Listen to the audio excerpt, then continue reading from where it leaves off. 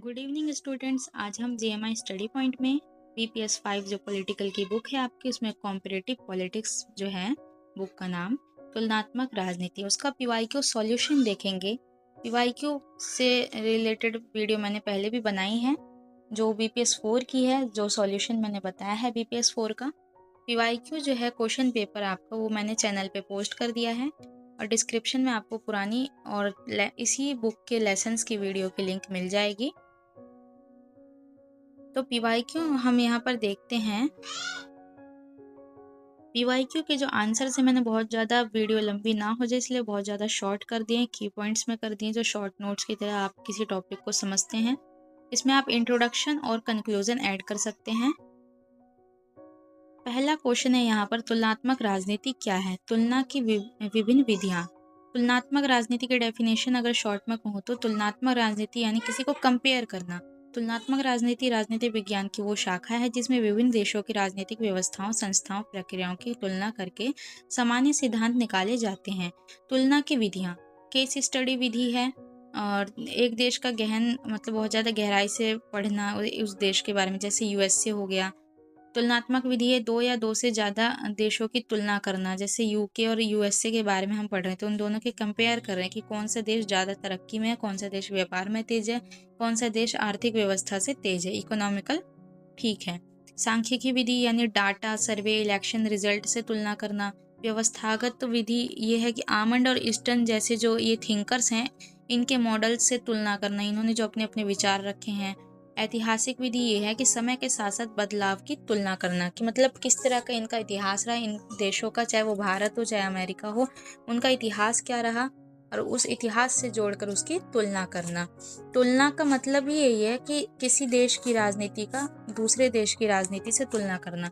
अगर तुलनात्मक सरकार और तुलनात्मक राजनीति की बात करूं मैं, यहाँ पर तुलनात्मक सरकार और राजनीति में अंतर करना बहुत मुश्किल है, क्योंकि ये दोनों सेम टू सेम ही है, बस थोड़ा सा फर्क है। जीन ब्लैंडेल जो है, उनकी एक बुक है तुलनात्मक सरकार का परिचय यानी and introduction to comparative government, जबकि किताब सरकारी संस्था तक मतलब पहुंची ही नहीं है किताब जो है। तुलनात्मक सरकार की अगर मैं बात करूँ, अगर ये क्वेश्चन आता है कि तुलनात्मक सरकार और तुलनात्मक राजनीति में डिफरेंस बताएं, अगर ये आ जाता है आपके, और भी पीवाईक्यू क्वेश्चन पेपर मैंने चैनल पे पोस्ट किए हैं, उसमें आप क्वेश्चंस देख लेना अगर आपको ये क्वेश्चन मिलता है तो। तुलनात्मक सरकार और तुलनात्मक राजनीति में अंतर, तो इसलिए मैं ये बात भी बता रही हूँ क्वेश्चन के आंसर के साथ साथ। तो तुलनात्मक सरकार जो है वो क्या है? तुलनात्मक सरकार जो है उसके अंदर क्या होता है कि राज्य से संबंधित औपचारिक संस्था यानी ऑफिशियल संस्थाएं होती है जिनको तुलना करना, अध्ययन करना होता है, और इसमें कार्यपालिका, विधायिका, न्यायपालिका, संविधान, निर्वाचन मंडल, ये सब होते हैं। जबकि तुलनात्मक राजनीति के अंदर क्या होता है कि तुलनात्मक राजनीति तात्पर्य दो राज्यों के सरकारी अथवा दो राज्यों के संविधानों की तुलना नहीं है, इसका अधिक गहरा अर्थ है। इसमें केवल औपचारिक संस्थाओं से ही नहीं बल्कि अनौपचारिक यानी अनऑफिशियल संस्था से भी राजनीति का संबंध जोड़ते हैं। जैसे सिर्फ सरकारी चीज़ों और संविधान से बात नहीं होती इसमें, और अनऑफिशियल चीज़ें, अनऑफिशियल मुद्दे भी जोड़े जाते हैं। तो ये है आपका तुलनात्मक सरकार और तुलनात्मक राजनीति। फर्स्ट क्वेश्चन का आंसर ये है आपका। इसमें आप इंट्रोडक्शन को लॉन्ग कर लीजिए, कंक्लूजन को भी शॉर्ट और लॉन्ग दोनों कर सकते हैं। इस तरह से आपका पहला आंसर कंप्लीट है। सेकंड है, राजनीतिक व्यवस्था के प्रति आमंड के दृष्टिकोणों की आलोचना करें। गैब्रियल आमंड का स्ट्रक्चरल फंक्शनल अप्रोच ये है कि इनकी मुख्य बात ये है कि राजनीतिक व्यवस्था को ये कहते हैं कि इनपुट लेता है, कन्वर्सेशन करता है और फिर आउटपुट देता है यानी फीडबैक देता है। फिर कार्य ये कहते हैं कि इंटरेस्ट आर्टिकुलेशन करता है, एग्रीगेशन करता है, नए नए नियम बनाता है, रूल मेकिंग, नए नए विचार बनाते हैं, नए नए संस्था बनाते हैं, रूल एप्लीकेशन। संरचनाएं की ये बात करते हैं कि लेजिस्लेचर यानी कि विधायिका, एग्जीक्यूटिव यानी कि कार्यपालिका, जुडिशरी यानी कि न्यायपालिका, पार्टीज यानी कि संस्था, कोई राजनीतिक दल, प्रेशर यानी कि प्रेशर ग्रुप्स यानी कि दबाव समूह। ये सब इंग्लिश में वर्ड्स यहाँ पर मैंने लिखे हैं ताकि दोनों ही मीडियम के लोगों को समझ में आए। अगर आप इंग्लिश और हिंदी दोनों मीडियम के स्टूडेंट्स यहाँ पर भी इस वीडियो को देख रहे हैं तो हो सकता है उन्हें ये की पॉइंट्स को ट्रांसलेट करके समझ में आ रही हो ये टॉपिक और ये क्वेश्चन का आंसर। तो यहाँ पर मैंने दोनों ही लैंग्वेजेस का यूज़ किया है इजीली समझाने के लिए। संरचनाएं ये हैं कि विधायिका, कार्यपालिका और न्यायपालिका और राजनीतिक दल और दबाव समूह। ये कौन कहते हैं, ये गैब्रियल जो है थिंकर जो है वो अपने स्ट्रक्चरल अप्रोच में कहते हैं, संरचनात्मक उपागम के थ्रू वो बताते हैं कि इस तरह का ग्रुप्स पाया जाता है। अब वो इसकी विरोध कैसे करते हैं, आलोचना कैसे करते हैं, तो वो ये कहते हैं कि पश्चिमी केंद्रित जो है यूएसए मॉडल को यूनिवर्सल मान लिया गया है, यथा स्थितिवादी यानी कि क्रांति यानी चेंजेस, रिवॉल्यूशन और बदलाव को इग्नोर किया गया है। जटिल यानी बहुत मुश्किल, विकासशील देशों पर लागू करना मुश्किल है, मूल्यों की उपेक्षा, नैतिकता और विचारधारा पर ध्यान नहीं दिया जाता। तो ये है आपका सेकंड क्वेश्चन, जिसमें प्रति आमंड के जो दृष्टिकोण है किसी भी संरचना को लेके यानी मॉडर्न अप्रोच को लेके, वो उन्होंने बताई है और उसकी आलोचना जो है वो मैंने यहाँ पर बताए हैं। इसको आप डिफाइन कर लेना, इसको ब्रीफ में लिख सकते हैं आप इन चारों पॉइंट्स को, तो आपका आंसर लॉन्ग हो जाएगा। व्यवहारवाद की मुख्य आलोचना और उत्तर व्यवहारवाद का विकास, ये आपका पीवाईक्यू में ये जो है इंपॉर्टेंट क्वेश्चन है। और भी पुराने पीवाईक्यू अगर आप देखते हैं 2017, 18, 19 के, तो उसमें भी आपको ये क्वेश्चन जरूर मिलेगा। ये इंपॉर्टेंट टॉपिक है आपका, बुक में सेकंड ब्लॉक में दिया हुआ है। अगर आप बुक में से पढ़ रहे हैं तो बुक में से आप फर्स्ट, सेकंड और थर्ड ब्लॉक तो अच्छे से प्रॉपर पढ़ के ही जाइए, क्योंकि आपके जो एग्जाम है उसमें आपको फर्स्ट, सेकंड, थर्ड ब्लॉक से ही रिलेटेड पूछा जाएगा। उसके बाद फोर्थ और फिफ्थ जो है ब्लॉक, वो आपको जो थर्ड ब्लॉक में जो चैप्टर्स दिए हैं जिन कंट्रीज के बारे में दिए, उन्हीं की बस कार्यपालिका, विधायिका और न्यायपालिका के बारे में समझाया गया है। उसी को मतलब ब्रीफ में समझाया गया। उतना ब्रीफ में पढ़ने का अगर आपके पास टाइम नहीं है तो आप शॉर्ट में फर्स्ट, सेकंड और थर्ड ब्लॉक तक चैप्टर्स को पढ़ लीजिए, आपका एग्जाम में स्कोर अच्छा होगा। थर्ड क्वेश्चन ये है कि इसमें आलोचना बतानी है, व्यवहारवाद की मुख्य आलोचना और उत्तर व्यवहारवाद का विकास। यहाँ पर पहले तो मैं आपको बता दूं कि व्यवहारवाद है क्या। तो व्यवहारवाद की अगर हम बात करते हैं, व्यवहारवादी तथा उत्तर व्यवहारवादी राजनीति 20वीं शताब्दी में महत्वपूर्ण घटना एक। इसकी उत्पत्ति परंपरागत राजनीति सिद्धांत तथा उपागमों की कमियों के कारण हुई। व्यवहारवाद का मतलब ये कि राजनीति में जो है संविधान संस्था को महत्व ना देके जो राजनीति का जो व्यवहार है, राजनीति में जो नेता जो लड़ रहा है, राजनेता, उसके व्यवहार को यहाँ पर पढ़ा जाता है। उसी को व्यवहारवादी दृष्टिकोण कहा गया है। व्यवहारवाद से निकलकर ही एक जो सुधार आंदोलन निकला उसे ही उत्तर व्यवहारवाद कहा गया। तो यहाँ पर व्यवहारवाद और उत्तर व्यवहारवाद की डेफिनेशन आई हो कि आपको समझ में आई हो। उसके बाद हम आलोचना पे आते हैं। उसके बाद हम आलोचना की बात करें तो आलोचना ये है कि मूल्य रहित है, यानी मूल्य ही नहीं है, इसका कोई मतलब स्ट्रक्चर ही नहीं है। नैतिकता को राजनीति से अलग कर दिया। तकनीकी यानी कि कोई टेक्नोलॉजी नहीं है, टेक्निक नहीं है, सिर्फ डाटा और सर्वे पर जोर दिया गया है। यथास्थिति समर्थक यानी क्रांति को गलत बताया है। यहाँ पर जो समर्थक है वो क्रांति की बात ही नहीं करते, सिर्फ व्यवहारवाद की, सिर्फ बिहेवियरलिज्म को पढ़ते हैं यहाँ पर। अप्रासंगिक यानी कोई सबूत नहीं बता रहे, यहाँ पर गरीबी युद्ध जैसे मुद्दों पर ध्यान नहीं देते। तो इस तरह से ये बुराई भी है इस व्यवहारवादी दृष्टिकोण में, इस अप्रोच में ये बुराई है, ये कमी है कि गरीबी युद्ध जैसे मुद्दों पर ध्यान नहीं दे रहे, सिर्फ मतलब स्ट्रक्चर्स को पढ़े जा रहे हैं, बताए जा रहे हैं। अब उत्तर व्यवहारवाद क्या है कि 1960 में आया ये। व्यवहारवाद जो है वो 50 में आया और जो उत्तर व्यवहारवाद है वो 60 में आया, 60s में आया।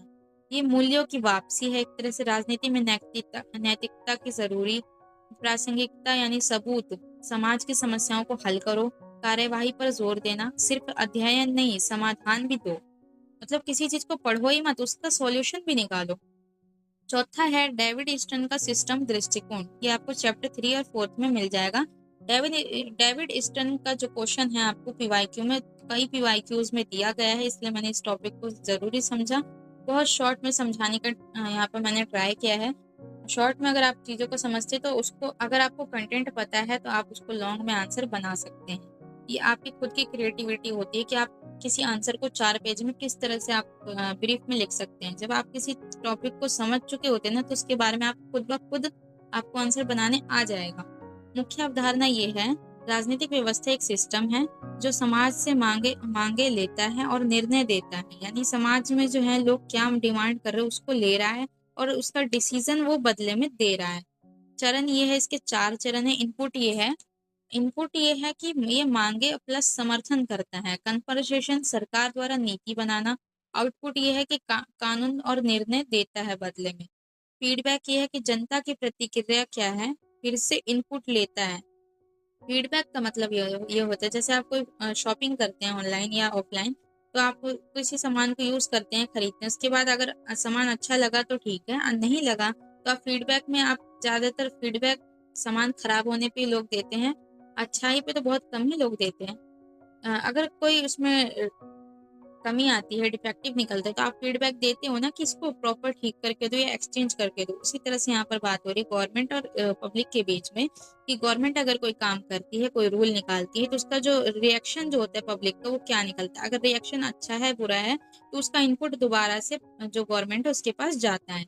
संस्थाओं के अध्ययन में उपयोग ये है कि लेजिस्लेचर लेजिस्लेचर यानी विधायिका जो कानून बनाती है, वो इनपुट लेती है हमेशा, यानी बातें सुनती है पब्लिक की। एग्जीक्यूटिव कन्वर्ट करती है, एग्जीक्यूटिव यानी कार्यपालिका। अब जो विधायिका जो कानून बना रही, उसको काम करने का काम जो है, उसको लागू करने का जो काम है, वो एग्जीक्यूटिव करती है।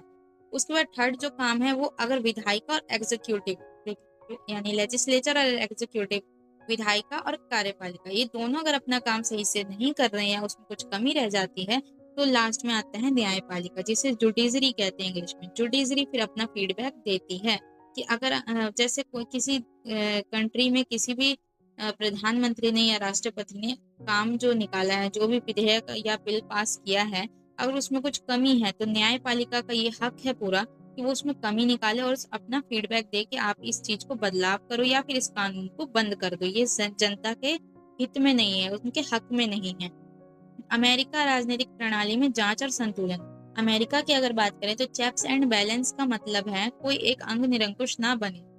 ये क्वेश्चन आपका असाइनमेंट में भी पूछा गया है, चेक्स एंड बैलेंस का मतलब। ये क्वेश्चन आप जरूर से जरूर पढ़ लेना, क्योंकि ये क्वेश्चन आने का चांसेस है एग्जाम। निरंकुश निरंकुश ना बने कोई भी देश या कोई भी अंग। उदाहरण ये है कि लेजिस्लेचर यानी कि विधायिका, एग्जीक्यूटिव महाभियोग बजट पास करना। एग्जीक्यूटिव का काम है लेजिस्लेचर के प्रति वीटो पावर और अध्यादेश जारी करना। जुडिशरी यानी न्यायपालिका, ये इन दोनों पर ध्यान रखती है, विधायिका और कार्यपालिका पे, यानी लेजिस्लेचर और एग्जीक्यूटिव दोनों पर कौन ध्यान रखता है, वो न्यायपालिका ध्यान रखती है इन दोनों पर। तो ये रिव्यू देती है अपना कि कौन सा कानून सही बना है, कौन सा कानून जो है उस पर काम सही से हो रहा है, अगर नहीं हो रहा है तो कानून रद्द कर देती है न्यायपालिका।